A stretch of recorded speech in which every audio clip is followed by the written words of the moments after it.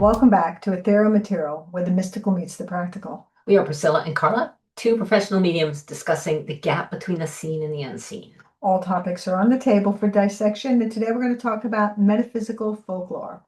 Yeah.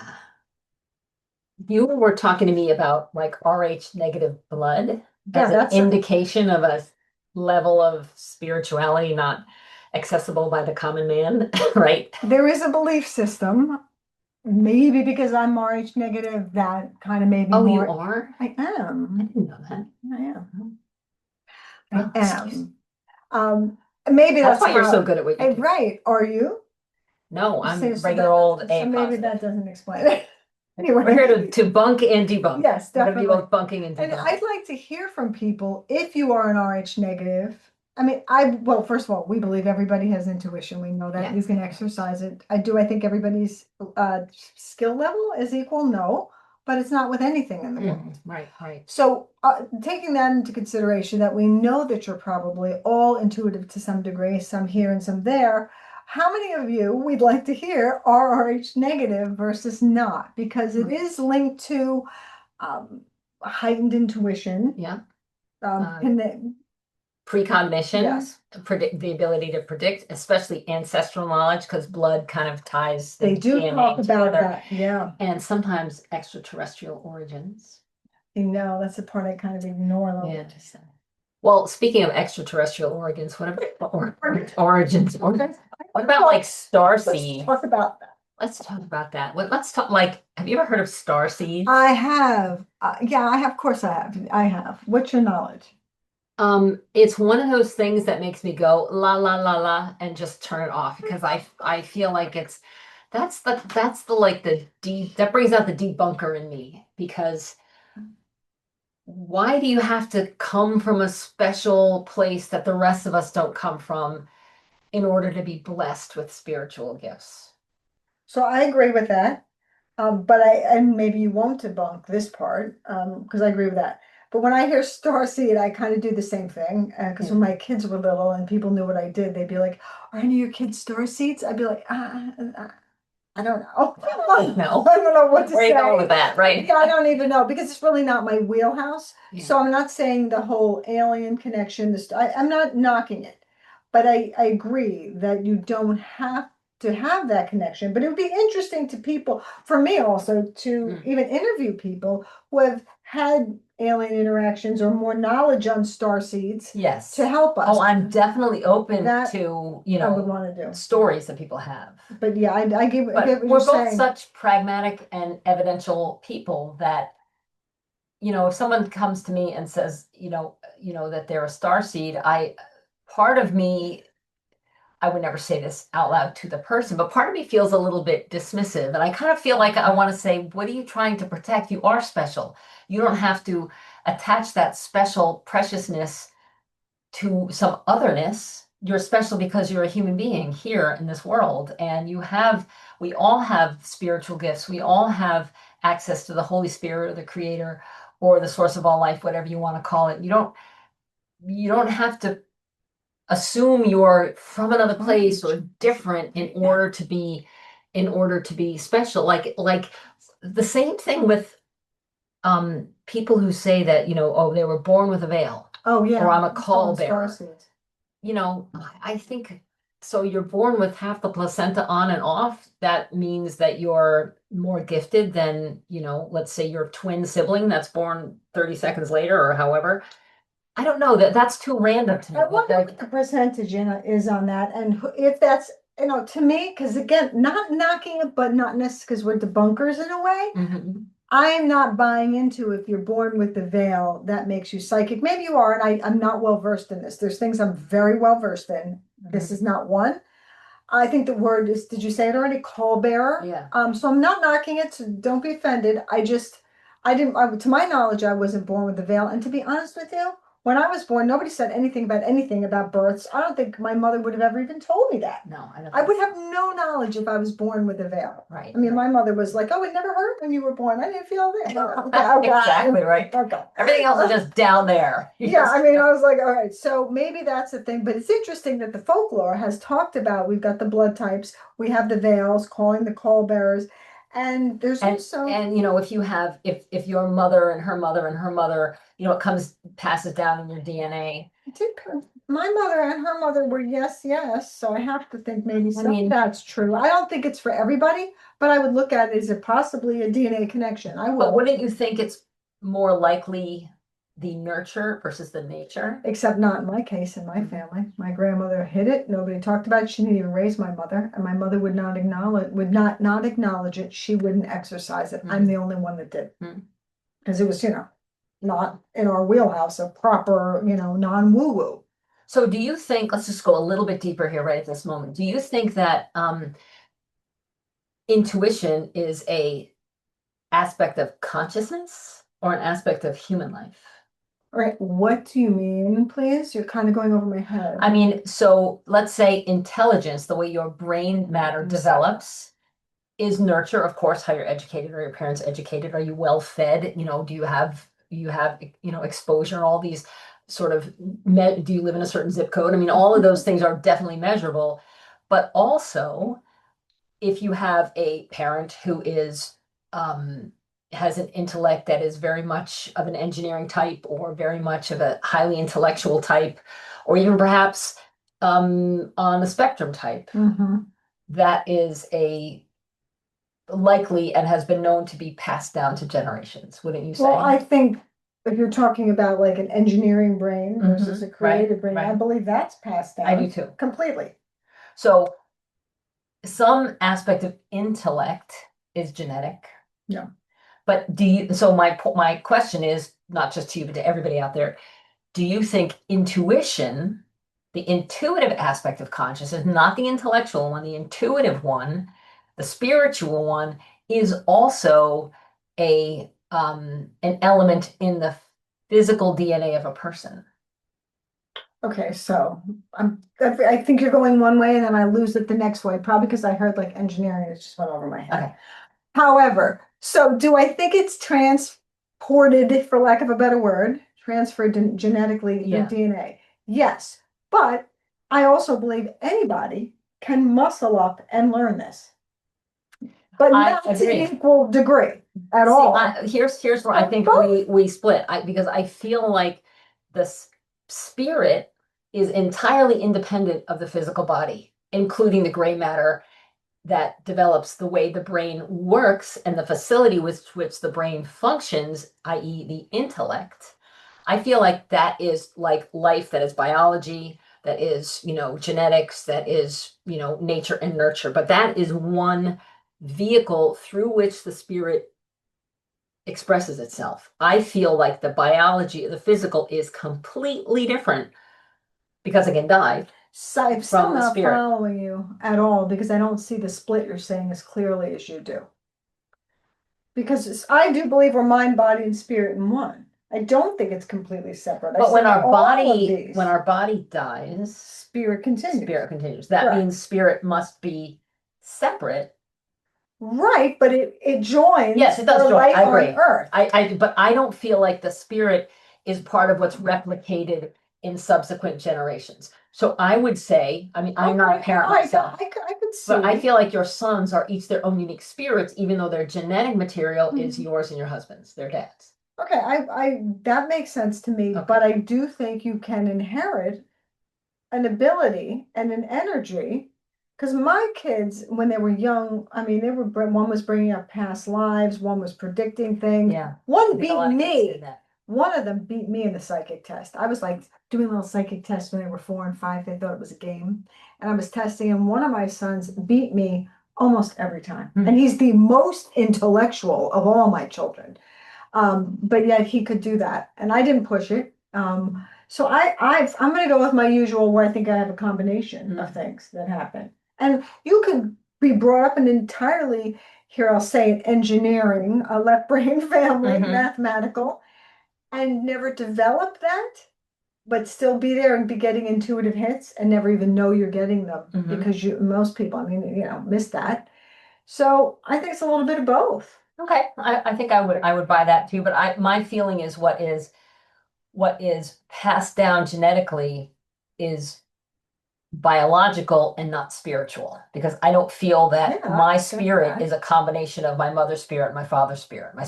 My own spirit feels entirely independent of the spirit of my mother and the spirit of my father. I would agree, but I think since it's energy, and when energy meets, it never can be destroyed. So if a mother is carrying a child for 9 months, that energy never ends.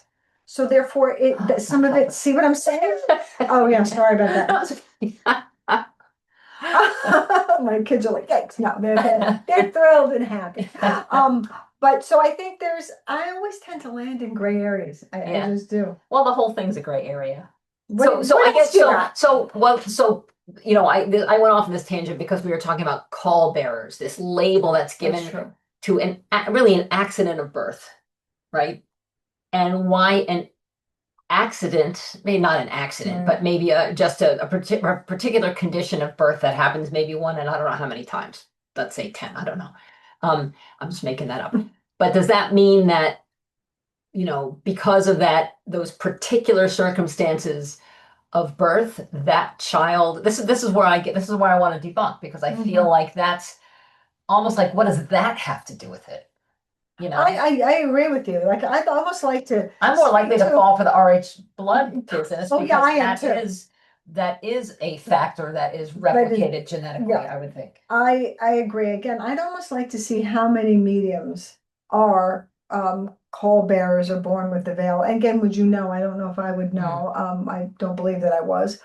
That would be interesting to me. And how much is influence?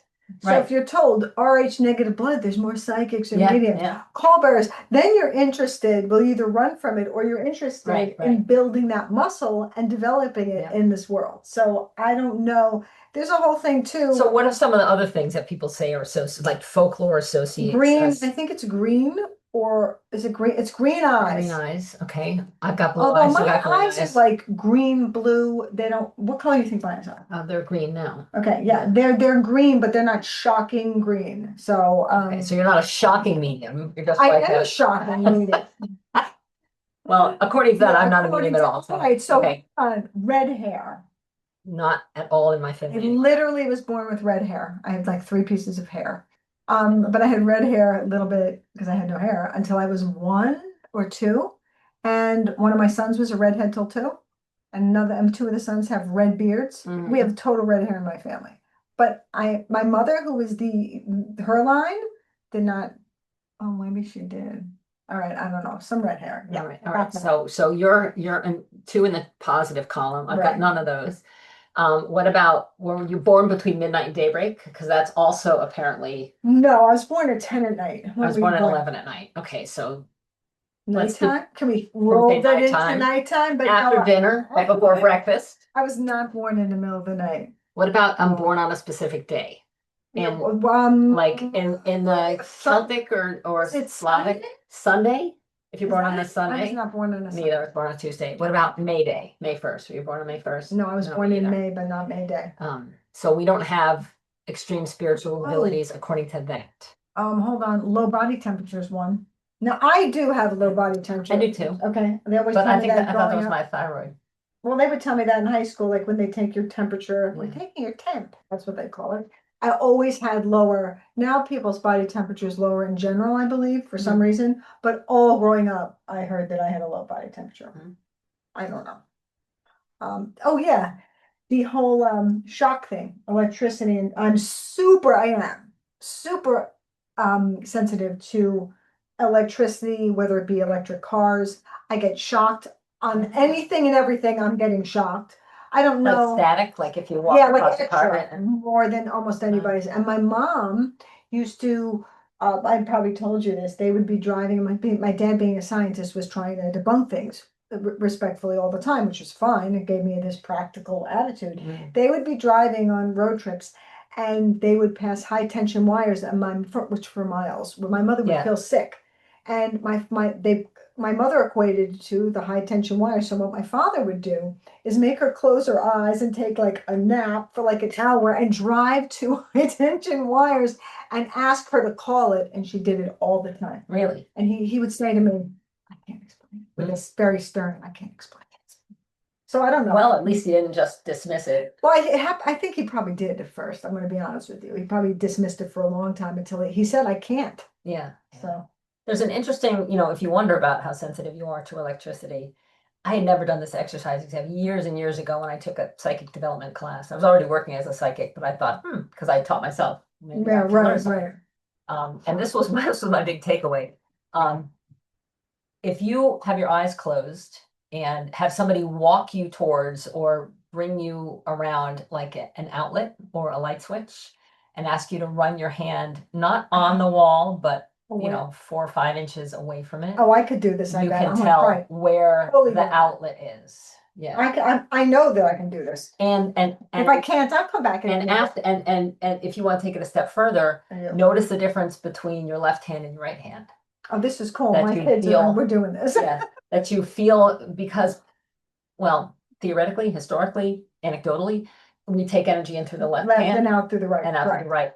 So see if you notice that you feel it more intently with your Okay, left right. palm than you do with your right. That's cool. Yeah, so that's a kind of a cool thing. So in that instance, I feel energy. You could do that. I know that. You could do that. I'm for me, things are very I don't know if this is just my attitude about it or like I feel resolutely that human beings are not special and that we are individually so precious and special that we don't give ourselves enough credit. And I say that I can say that with confidence and in a sensible way, though it sounds like nonsense, because I feel that there are people who, especially in the metaphysical field, who walk around feeling like because I am a call bearer, or because I was born on May Day, or because I had, my grandmother and grandmother and grandmother and great grandmother all could read bones that they threw, whatever, that there is some specialness about you. But in everybody, that special, beloved, spiritual, divine, sacred template is as much yours as anybody else's. So that's what a lot of what sticks in my craw about these labels that people want to put on themselves about being special, and like every part of my being wants to say, of course you're special, but so are you, and so is the person standing next to you, and so is the student that you're trying to teach. And what they're taught, what the difference is skill. It's not being, it's what have you done, or how skilled are you at mediumship or psychic reading or telepathy or any of those things, versus your being and your connection with spirit. Does that make sense? Well, yes, and then I kind of went off in thoughts on my own, so I missed some of it. Sorry, because I was like, oh, and you said something, and I started, I was focusing on what I was going to say, and now I'm all discombobulated here. However, I agree with the fact that people are like, well, people say to me, you have such a gift. Now, if someone says that, I just say thank you. But when they're like, how did you get this gift? If it goes too much on the gift, I actually back them down. And I say, I'll take it as a present or a talent, so thank you. But I don't feel like this. Gifted, right? I will tell you, someone told me years and years ago when I first started my mediumship, she was a Reiki healer. You're going back, it's got to be 16 years ago. And I had told her I had done an event and I was very happy because I was new to the mediumship and these events were coming in left and right and I was doing so well. And I said, and right in the middle of it, I lost connection, which doesn't happen now. Just knock on wood in case you believe in this. But she said to me, you can be confident, but you can't be arrogant. Yeah. And I realized there was a sense of arrogance because you're standing in front of a crowd, people are crying, and I tested it a few times, and every single time that slight arrogance came in, I lost my connection. So now I just get psyched and I'm helping, and now you're helping me because I'm helping you. Right. And it doesn't really happen as much. So the idea of being special, I mean, people who are surgeons, I can't do that. They're special in that. And so I do think there's a specialness. But that specialness, without arrogance. That's my point. The specialness is in your study and the knowledge you've gathered. It's not in your being. No one has waved a magic wand over you. You are not inherently better or more blessed or than someone else. Right. You might be more skilled at something That's than what I someone mean. else. Like that. Yes. But no, you can't. I'm telling you, the arrogance will not work. It will not work. At least for me, it didn't. But I do think it's interesting because if you do think you have green eyes, and or no, you have green eyes, sorry, or a negative blood type or whatever, Right. if that helps you develop your skills because you have some skills, there's no reason not to build on that and make and feel more confident. I don't know that, I'm an evidential medium because my eyes are green per se.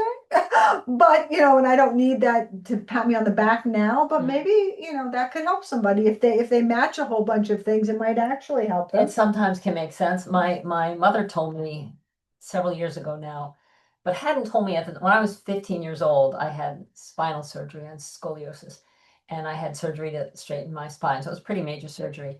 And apparently, and I don't remember this, but apparently I spoke to some adults in the room that what was that I had kind of come out above my body and seen what the operation was going on. Do you remember? You're I saying don't you don't remember doing remember, that. I but don't you told remember. people you did? Nor do I remember telling people I did. Oh, wow. So, and my mother had told me just sort of off the cuff. I was like, why didn't you tell me this earlier? It would have been cool. But she had gone to a lecture with someone who was saying people who have had these experiences Oh, tend to become vegetarians, which I am, tend to get into psychic work or healing work. I have I don't heard do the that. healing work, the psychic work. And so it did kind of make, and that was when I was 15. Mm. And when I was 18, 19, I became a vegetarian. And early in my 20s, I started really developing a very specific interest in pursuing the practice of intuitive work. So it was kind of interesting to me to look on hindsight and see that, again, that was a set of physical circumstances in the physical world that might have opened a sort of opportunity for my Kind of spirit. pushed. Right. Yeah. And so it is can be interesting to look in hindsight on, as you That's said, true. what things have happened to me. Have I survived a high fever? Have I overcome a terrible trauma? Do I have this kind of blood type? When I was first starting out, and in my first book called "It Will All Make Sense When You're Dead," I share and something that I used to work with called a psychic grid, where after I would do a reading, I would write down, what I was wearing, what stones or jewelry I was wearing, what color I was wearing, where I was sitting. I remember If it was a particularly good reading, or if it was a reading that I felt off or the client didn't like, and to see if there were elements of, what time of day was I menstruating? Yes, I Was I remember this. was what season was it? What was the barometric pressure? I mean, I really was really granular about it. And I was sort of accumulating this massive amount of data. And then I decided I don't want to accumulate this data anymore, because then if I associate, and part of this is the mental thing too, the mental associate. If I associate like, thunderstorms are the best time of day, then I'm gonna suck if it's not thundering, or I'm gonna try to schedule all my readings around thunderstorms, and I would limit myself in one way or another. Although I have heard that during thunderstorms, people tend to have more accessibility to their intuition. No, I've heard that too. And people go into labor during, so it does, barometric pressure, well, I have vertigo, but it does absolutely affect the body. It will Without a shift, doubt, that I yes. know. Yeah. That I know. And I used to do that. So I remember you telling me about that years ago when I met you. I used to associate days of the week and crystals that I would wear, which I do none of that now. Right, I do right. wear crystals and all that, but I don't. I used to do a breathing exercise, and then if I didn't do it, then I'm probably gonna have a bad event. Yeah. I no, That's because the we're danger with human that, too. right, I was right. like, no, I'm not doing that anymore. So Yeah. I do what I do. I have my thing, and I switch it up because I cannot fall. We're human, so Yeah. we're gonna fall into that trap sometimes. So we would love to hear if you have heard any stories within your family or about yourself, that you have, or your grandmother had, or your aunt had. We don't often see this with the boys in the family, the men in the family, but often, I think more often with the women in the family. The superstitions and the precognitive dreams and this sort of a thing. But we would love to hear from you if you have had any associations with your physical person, your eye color, the day of the week What you're born, matches? What do you your think? blood type, born with a veil, or or call bearer as they call it, or any of the other folklore connected types of things. Have you ever heard that about yourself or someone in your family? And does it seem to be And does true? it match? Does it match? Does it may not match? I think, if you've grown up hearing that, as you mentioned earlier, you probably feel like I'm more, it's the power of suggestion, and you hear that often enough. Things literally come true. So we would love to hear from you guys about that.